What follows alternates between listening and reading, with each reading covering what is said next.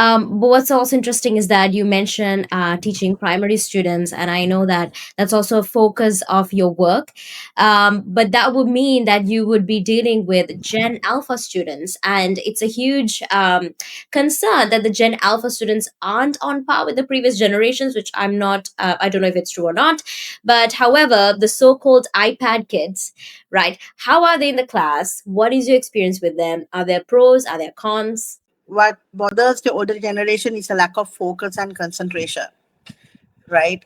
But they're very easy if you coach them in the right way. Instead of just teaching them like education is one size fits all, when you coach them, you can maximize their talent.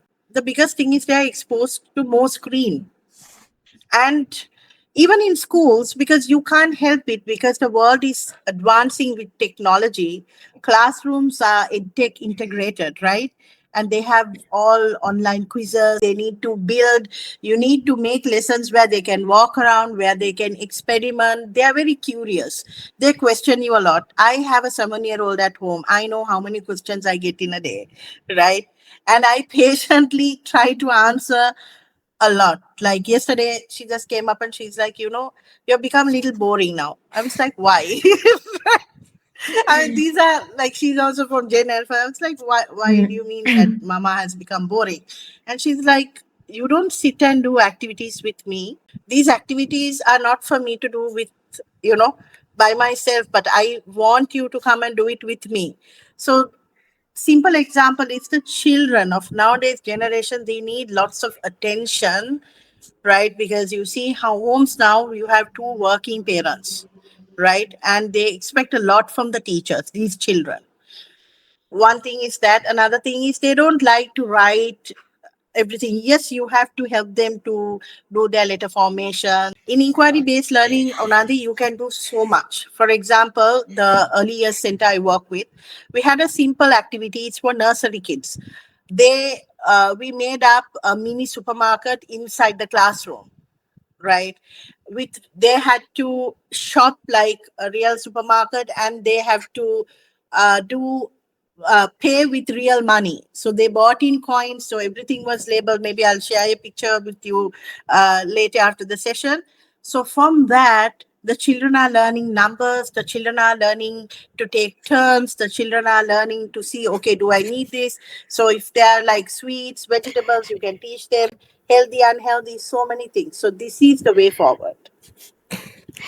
Thank you so much. And thank you so much for that insight. I mean, I remember when I first went to a supermarket, I was much older and I was like, how do I use the card? And I was so confused and I was like, why did I learn this in school? So yeah, all those are there. And what's interesting was that you also mentioned how ed tech is being used within the class. But there are some concerns, especially when we're looking at primary students, that might affect their motor skills. So do you have anything to address those things? Is there a limitation to which we should use ed tech in the classroom? What do you think, Zainab?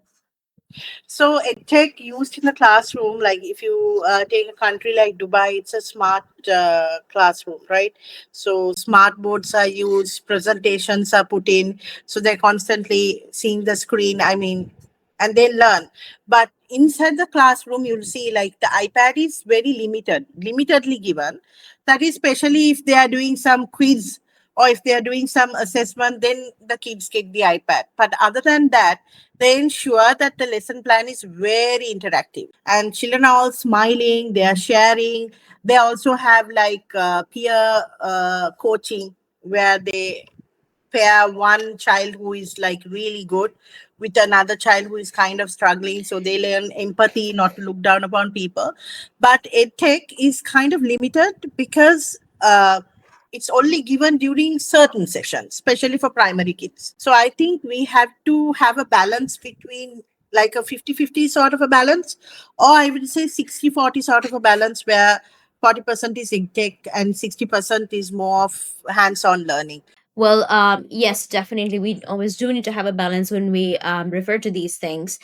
And also, speaking of primary children, early childhood children, um, how crucial is this age between 3 to 10, and what can if it is so crucial, which I think is the talk of the town, that it's very crucial, this young age that you're dealing with, what can parents do at home? Because there's a certain extent to which us as teachers can do in the classrooms. So, what can parents do at home in order to support their children? 3 to 10, they're definitely crucial age because that is where all the learning happens. So I will say by 7, it's very important because their brain is like a sponge at this age, right? They kind of absorb everything. Plus, scientifically, it's proven that the learning starts from the womb itself, right?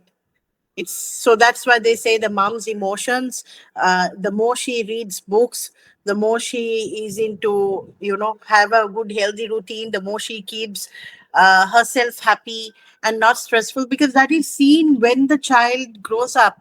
It is a real thing. We have seen certain children, for no reason they get angry very soon, but when you take on the history of when the child was in the womb, the mother would have had some traumatic incidents, and cognitive development, the brain formation, all of that is connected to that. So learning is starting from the womb itself, right? So when it comes to this early years and until 10 years old, it's there are a lot of changes. If you take 10 years, is like a mid age where that they are not into preteen and they are not a child no more. So they're kind of trying to balance everything up. One of the biggest things I see is routine building at home, right? I have lived it, I have done it with my own children, so I have tested it out. So I can fearlessly tell, please build routines at home, because parents need to be okay with the children's mess. Nowadays, parents, when the child just bees a child, like walk around or, want to play or run around, what they do is they give the iPad. Even when it's feeding the food, you give the iPad, you give the phone to make the child eat. But there is no judgment. As a mom, you want your child to eat and you want to somehow feed them, you are not present with them, right? There are so many ways where you can feed a child, tell them stories, take them out somewhere, give the basic discipline when they are small. And one thing what I notice with the parents on Adi is they don't want the child to do anything, everything is done for the child, right? But if you compare globally, take Japan for instance. When you see, even a 2-year old, when they enter home, they know to place where the shoe is, and they're very, disciplined. And there is sort of a structure in their life. Building a routine is very important. It's extremely important so that it helps your child to be an independent person. And you have to have some sort of consistency. Like you said, teachers can only do a certain thing, certain limitation, because most of the time they are with the parents at the home, right? Here what you see is, I always advise my parents, when I talk to parents, have the 17 seconds pause, right? What we do is, when you give something for your child or when your child is attempting something, just hold on for 17 seconds at least, right? Like if they're struggling with putting their shoes, let them struggle, let them put, right? If they're struggling to eat, keep the food in front of them. If they're hungry, they will eat, right? So, and for studying, like, this time you sit with them and study. Sometimes I know when parents are working and they are in the daycare, all of that, but in daycare also the children learn some sort of independence, right?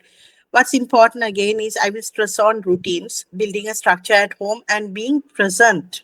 It's about quality time, not about the quantity of time. Even if you are working as a parent, find a place in your life, in your routine, where you sit with your child maximum, minimum 15 minutes, and spend time with them. Let them talk. Like, for example, in my house, there is a routine when my girls go to bed. I ensure that I sit with them and I talk to them, like until they go to bed, maybe like half an hour. I sit with them half an hour prior to the bedtime, and they talk anything and everything, what happened in school, their discoveries, their experiments. It's nice, right? Because if you don't listen to their smaller things, they will not tell you the bigger things which is happening in their life.